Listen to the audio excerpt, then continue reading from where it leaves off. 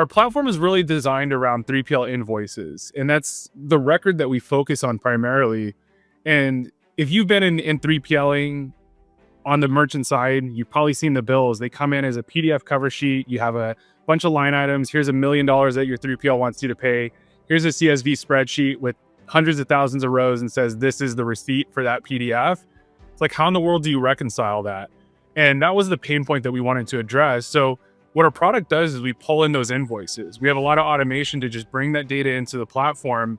But one of the things that's really novel about our approach is that we also connect to our merchant sales order source of truth. So whether they're on Shopify or an ERP like a NetSuite, we actually pull in sales order data, and we're looking order by order, line by line on every single order and reconstructing the invoice. Welcome to Blue Ocean by StartOps.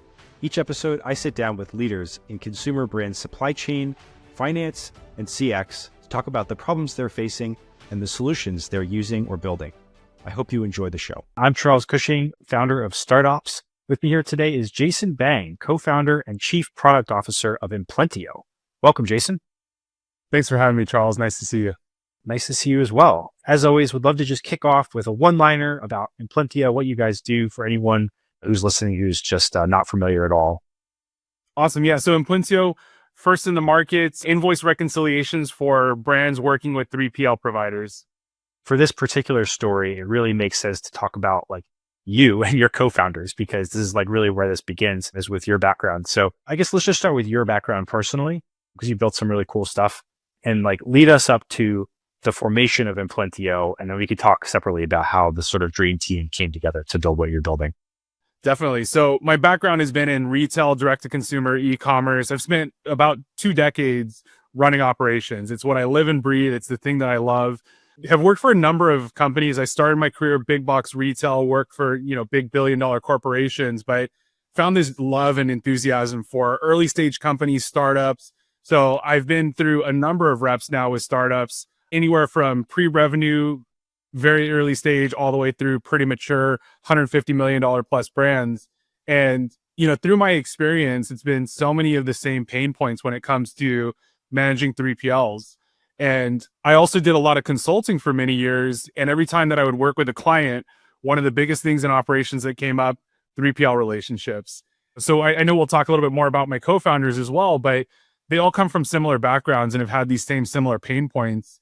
And the idea just kind of sparked, like, if everybody has this same problem, what's out there to solve for it? So we start scrubbing around, looking for what's out there, nothing, and it's kind of a pattern. One of the things that I like to talk a lot about is in the world of operations, there's just a lack of tools. There's such an underserviced team, underrepresented in technology and, spreadsheets, ERPs. That's about all you get, an inventory system or two. So we were like, let's tackle this head on, made the very bold leap to leave direct to consumer in the world of ops in the way that we know it and start a tech company. So it's been quite the journey. It's about a 2.5-year journey so far, and we're still continuing to build. But my co-founders, like I said, similarly come from backgrounds in direct to consumer. One of my co-founders, he's from a large apparel brand, very successful apparel brand, works very closely with his operations and supply chain teams. Same exact pain points, right? So it's just this common theme that you hear it over and over and over. And I've had this philosophy, and many people say it in many different ways, but the thing you talk about the most is one of your biggest problems. And it's like, this is one of the things that I hear so often is this relationship is really hard to manage. So we said, let's tackle it, figure out a way to help operators. So just lingering for one more moment on your background. I mean, you mentioned like 3PL sort of comes up as a pain point, a lot of the things you're doing. When people say ops, or they're an operator or they're in supply chain, that can mean a lot of different things, right? Everyone has like spikes, right? Some people love warehouse management or standing up warehouses. Some people love whatever, manufacturing, like, prior to Implentio, like what was your sweet spot? Yeah. So kind of all over the place, like really running the gamut of that. And you said like really what gets me energized is problems. Like it's one of the things that I've always said is the superpower of an ops team is the problem solving abilities, the creative nature of ops minded people's solving really complex problems is I think what we do really well. And my background has been very heavily 3PL focused in my early days. But as I grew my career myself, I started getting into more strategic supply chain. I come from a CPG background. So I've done a lot of ingredient sourcing, a lot of co-manufacturing. I come from an apparel background as well, so a lot of co-man there. Anything from end to end. So an order comes in, how does that move all the way through the supply chain? How do we get goods into the supply chain? Anything transportation, logistics related, kind of built an entire skill set around ops. I think one of the other things too that is just the nature of being in operations is you get a lot of exposure to financials in a company. You get a lot of exposure to P&Ls. So that's kind of become another sweet spot of mine is P&L optimizations, gross margin optimizations, finding low hanging fruit. It's actually a really nice tie-in to Implentio. It's one of the things that we always say about the company is, one of our jobs is to find money. And it's like, if I can find money in a P&L and just put money back to the bottom line, like that's the stuff that I've always been really excited about. And, within supply chains, like you said, is so much end to end. There's so many different hats you can wear. You can be a procurement manager, an inventory manager. You can be a sourcing manager.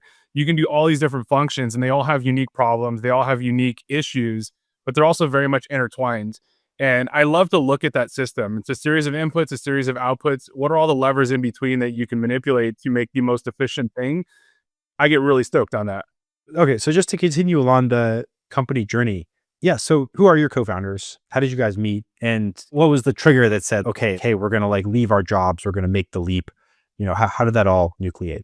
Yeah. So one of my founders, Matt Winnick, he comes from a brand called True Classic, and he's had a number of ventures, but that's been a really successful e-commerce brand. They've scaled huge in the apparel space, specifically men's apparel. And Matt, just serial entrepreneur, very bright guy. Our other co-founder, Eric Weissman, he comes from a company called Flow Commerce. They were very much in cross-border transportation. They were sold to a company called Global E. So it kind of comes from a slightly different perspective, but also has a lot of direct-to-consumer. And again, it's like we just put our heads together. I guess how we met, the genesis there. So Matt and Eric go way back. I think Eric's brother is friends with Matt. They became friends. And so there's some history there. And then Matt, I met years back in just coming from the apparel space at the time, started doing a lot of consulting. He was looking to optimize 3PL at True Classic. And we connected, helped him with a few different things, but we just hit it off, became good friends and stayed in touch over the years. And as we've been building things to, separately, again, it's like a lot of the same pain points kept coming up. And, you just start having conversations over dinner. Here's what I'm experiencing. Here's what I'm experiencing. It's kind of this light bulb moment.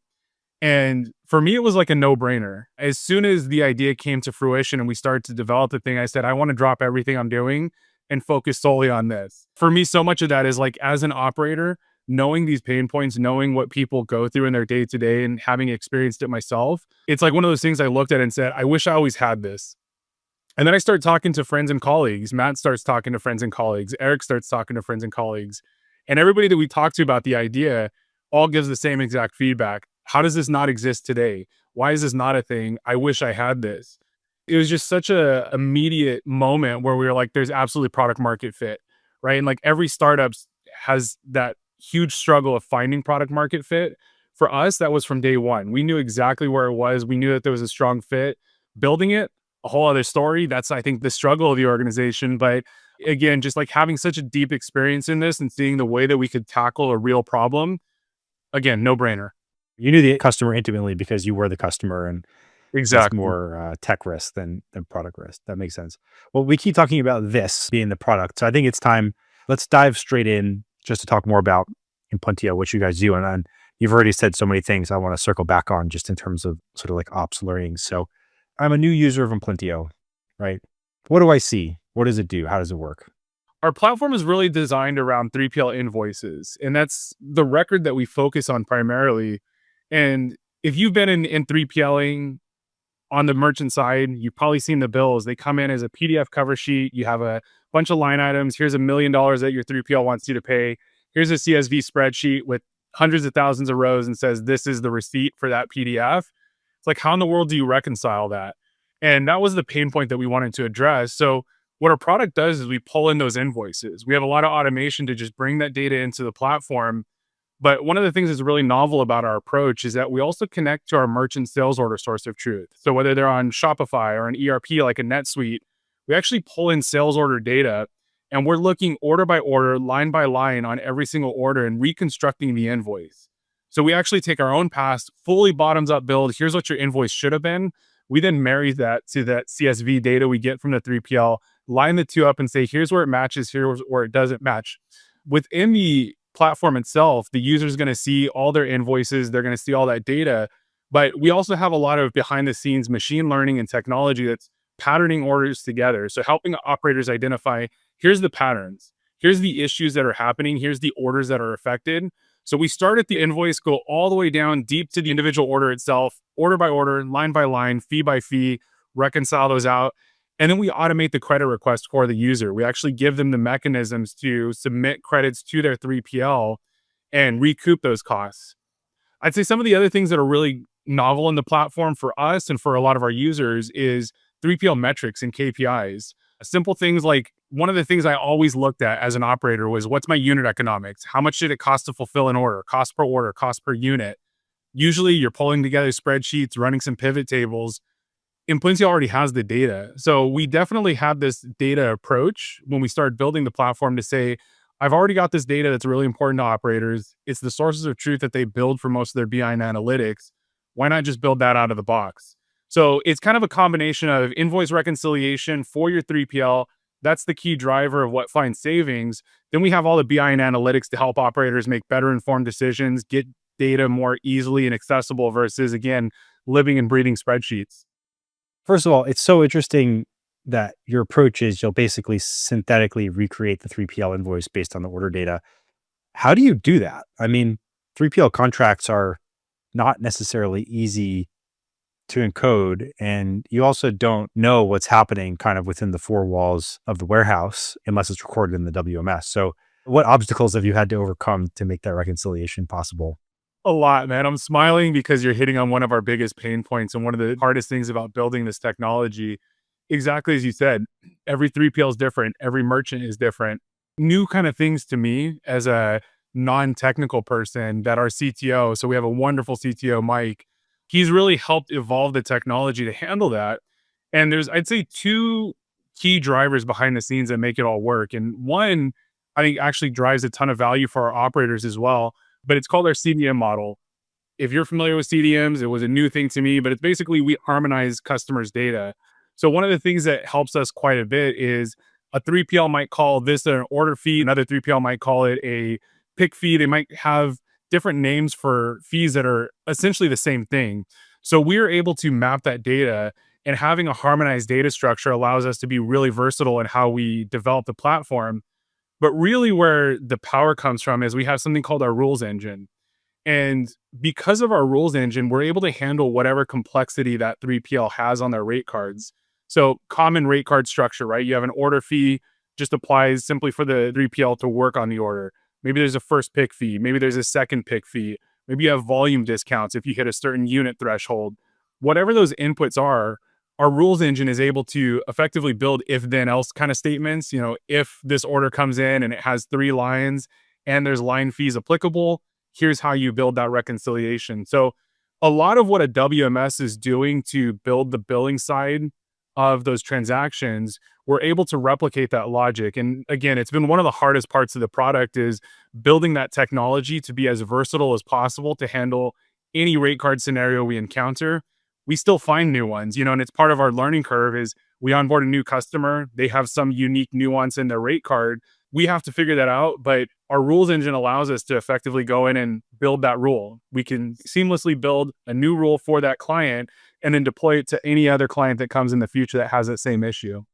First of all, like, yeah, that sounds like a massive challenge. It's interesting because, you know, there's at least one other company in the space that's kind of doing mechanically the same thing, but taking sort of a different go-to-market approach, which is like they're going to the 3PL and saying, hey, do you want to just issue accurate, transparent invoices to shippers so that they don't have anything to dispute? There are no credits and they're, you know, you just have a unarguable, transparent bill instead of this, you know, PDF, as you're saying.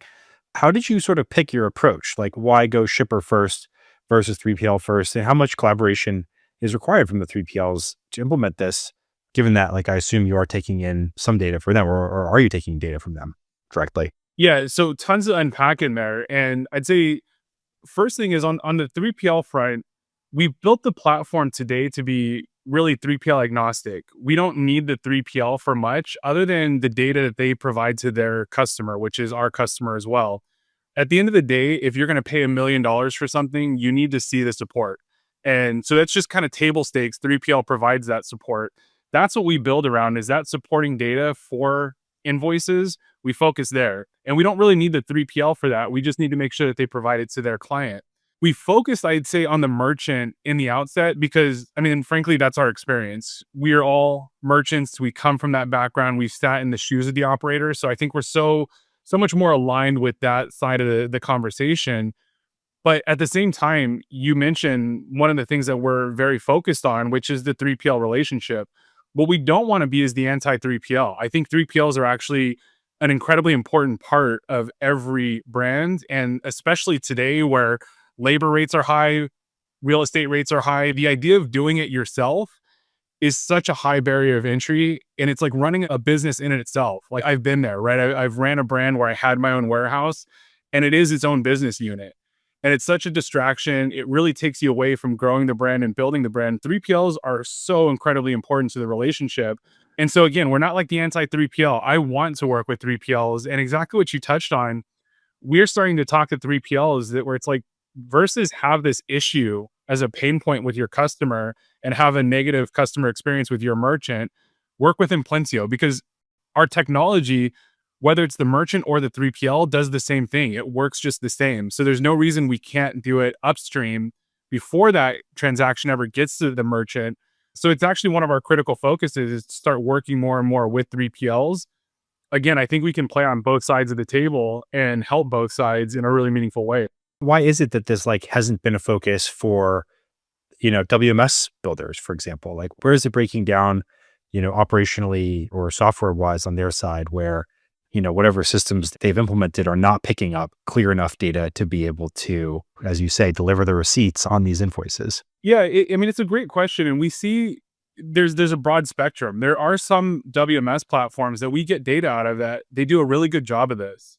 And, it's really hard to speak for exactly their positioning individually. But what I suspect, like philosophically, to your point, I just don't think it's the core competency of what a WMS does, right? Like when I've implemented WMSs into my own warehouses in the past, my goal is to optimize labor, to optimize inventory, to optimize workflows. And a good WMS that does that is going to make a really efficient warehouse. And at the end of the day, warehouses are really expensive to run and they're very slim margins.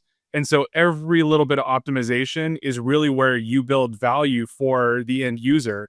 So if I was running a WMS, I think my critical focus would be absolutely on making efficiencies for the end user. And I don't know that a lot of them take into account like the importance of billing in the merchant 3PL relationship. There are some that are solving for that. But I think the other thing is like going back to your point earlier about the complexities of every brand, every 3PL. You figure a 3PL that services 100, 1,000 different clients, every single one of those clients might have some unique requirement. And it's like, how does a WMS build a platform that is so versatile that it can handle every single one of those requirements? And I think what happens is 3PLs figure out a solution, they get it in place so that the thing does what they need it to do for their merchant. And then when it comes to the billing side, it's human intervention. We see it all the time that what 3PLs are doing is they're pulling data extracts, they're doing raw data dumps, they're doing some pivot tables, applying some fees, running some VLOOKUPs, and it's like, here's your invoice. And as soon as that human element gets introduced, we find, of course, that's where errors come from. I don't know. I don't know why 3PLs haven't made it more of a focus because as we talk to 3PLs, it's one of the things that they bring up all the time is that they wish they had better billing systems. And it's one of the things that in Implentio we've been ideating where it's like, if we have the technology to do the reconciliation, we have the technology to build our synthetic invoice and reconstruct it. Why can't we also build that invoicing layer? Potentially it's on our roadmap. Maybe it's something we're going to tackle a little bit later this year, but there's a huge gap there. And I think overarching, it really does touch on just, again, a philosophical point that there is the opportunity to handle this upstream. I envision a future where an ops person doesn't even have to worry about this problem, where it's just they get an invoice, it's Implentio approved, it has that check mark. They have such confidence that what they have is accurate. They don't need to question it. It's just one less thing that they need to worry about. Send it to accounting, click pay, move on with your life. That answer was really great and makes a ton of sense. Like ends up being a salesperson promises some crazy rate structure that's not supported in the software. Someone in accounting has to figure out, has a note on a file to like go and recalculate the thing in Excel spreadsheet every month and tack into the invoice. I very much believe that that's what's happening, and it makes sense for the source of the discrepancies. How does a 3PL react the first time they get, one of these credit statements from a brand? I mean, touching back on that sort of very sensitive relationship, like, is that ever something that someone who's signing up for your platform worries about or pushes back on? Or do you have any sort of coaching on how to sort of approach that conversation? Like, is it even an issue? I mean, it comes up as a question all the time. I mean, it's a great question. Our experience to date has been 3PLs are actually very amenable to it, because at the end of the day, we're not doing something exceptional, right? Like, we're not here to say, oh, 3PL, you did wrong. It's not like a gotcha. It's just accountability, right? 3PL says, here's your rates. Here's what we're going to charge you for X. Did they bill you for that? And so what we're holding them accountable to is exactly what they've agreed to with their merchant. So it's not like we're going above and beyond and saying, plus here's other things that you owe the merchant. It's just literally what you've agreed to. We found discrepancies in, and we want you to make good on it. And 3PLs at the end of the day are a service provider, and good ones especially understand that they're only as good as how they manage their relationship. And you can't not be amenable to these sort of things with the merchant, right? Like, if at the end of the day, it's a very black and white conversation, you overbilled me. And most 3PLs, and frankly, 100% of 3PLs that we've worked with today are fine with it. There's no pushback. They have no concern. They acknowledge, yep, this is an issue. And in fact, what we find is that it actually helps strengthen the relationship. There's better transparency. We find root cause, and then that gets fixed going forward. So we see less of that same issue going forward and over time. I think it actually just makes for a healthier relationship, and is one of, frankly, the keys to having a good relationship with your 3PL. Open lines of communication, transparent lines of communication. And if you have a 3PL who's saying that they're upset that you're asking for credits back for what's effectively mistakes on their end, to me, that's a red flag that 3PL maybe is not the most customer centric. That makes a lot of sense. And I guess sort of part and parcel with this, or potentially part and parcel with this, how do you think about pricing? Like, how does pricing work for you guys? Yeah, so we are, at the end of the day, a tech company, and there's so many auditors out there, especially in the freight space. There's a ton of freight auditors, and they all have this model of it's contingency based. We will take a percentage of what we find. At the end of the day, we're a tech provider, and I just want to provide value to the merchant. My goal is to bring as much gross margin back into the business as I can. So the way that we price the product is just a tech fee, flat fee for every merchant, depending on the size of their transactional volume, their revenue, different fee structures. But we say, here's what we're going to charge you monthly. That's it. Anything that we find above and beyond that is straight back to your P&L. And I'd say the other thing that's really novel about our pricing is, for most merchants, especially larger merchants, we guarantee it. We've had this philosophy that software, especially the new wave of software, should really be ROI focused. And especially in the world of ops and finance, like, everything that we do, we're measuring ROI. Is this going to provide value overall? And if I can show a merchant that we're going to be 2x ROI positive, 3x, 5x, one, it makes it a no-brainer for the merchant. It's a huge value proposition. And again, it's just putting money back into the bottom line, which I think is one of the most underlooked things in an operations team as far as a superpower, is finding money in the P&L. I'm sure you talk to people on the acquisition side. Advertising is hard. Acquiring revenue is hard, right? Like, to get $1 of revenue requires a lot of expense. But if I can just find $1 of savings in the P&L, that's straight back to the bottom line that I didn't have to do all that acquisition for to earn that $1 of profit. It's just, again, kind of a no-brainer for the merchant and for us to have this flat, simple pricing structure. We will pay ourselves back and then some. And anything that we find above and beyond, again, that's back to you as the merchant, so you can go and invest in other parts of your business. I love that. Yeah, it makes sense. I think, you mentioned the freight auditing space. It's interesting because the contingency model works there because there's like a 0% chance that FedEx or whatever is ever going to fix their stuff well enough to like completely eliminate all the errors. Whereas if you're working with a good 3PL, hopefully in the first month, if you catch a big discrepancy, like, they're going to go and be like, why'd that happen, and fix it going forward. So it definitely makes sense. There's just like a level of predictable costs and how you sleep well at night, knowing that you're getting accurate invoices and not having to check it all by hand. I want to spend 1 minute just talking about unprecedented visibility for operators into like what's happening operationally in the 3PL, you can probably pick up a lot of cool patterns, right? KPIs, as you mentioned, from the invoice data. What are those KPIs that you think are important for an operator to be tracking or that you've built into the tool? The most important when it comes to like financial health, there's two sides, is right. There's like the financial health, there's the customer experience side. The financial health side, the metric that I've always anchored on is cost per unit, cost per order. How much are my unit economics? Right? At the end of the day, fulfillment charges, freight charges, they hit cost of goods sold. And I think a lot of merchants think about their COGS as I build a product, how much does it cost me to build that product? But from an accounting perspective, all this 3PL spend also hits the same section of your P&L. So I very much think about things like unit economics, again, cost per unit, cost per order, how that impacts gross margin. I'd say some of the other things that are really important and in some ways maybe more important is the customer experience metrics.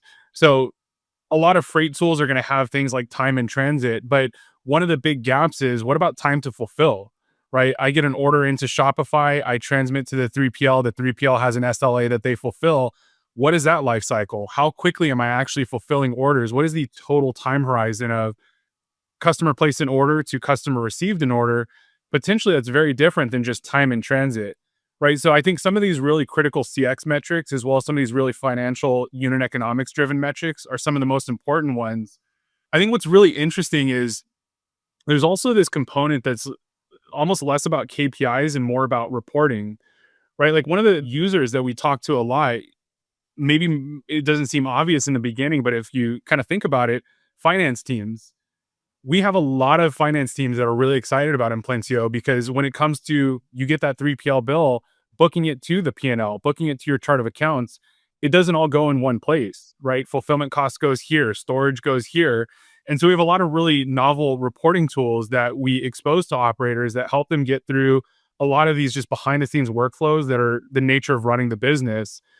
I'd say going back to KPIs, some of the other things that are really important in the platform that I think every user should measure, but it's not easy to measure with the data that they have, is just simply looking at what are those fees month over month in the different buckets. What is my storage? How is that moving from January to February to March? Are there spikes? Are there outliers? Are there inflection points that I'm aware of or not aware of that something has changed? Here's a chart. Here's the data that helps me understand what should I look at? What should I dig into in the business and say, this doesn't make sense, right? Storage went up 2x month over month, receiving stayed flat. Why is my storage twice as much as it should have been? Those sort of just KPIs that I think are inherent to our product are not really easy for operators to find most of the time. Because again, it's like I got a PDF cover sheet.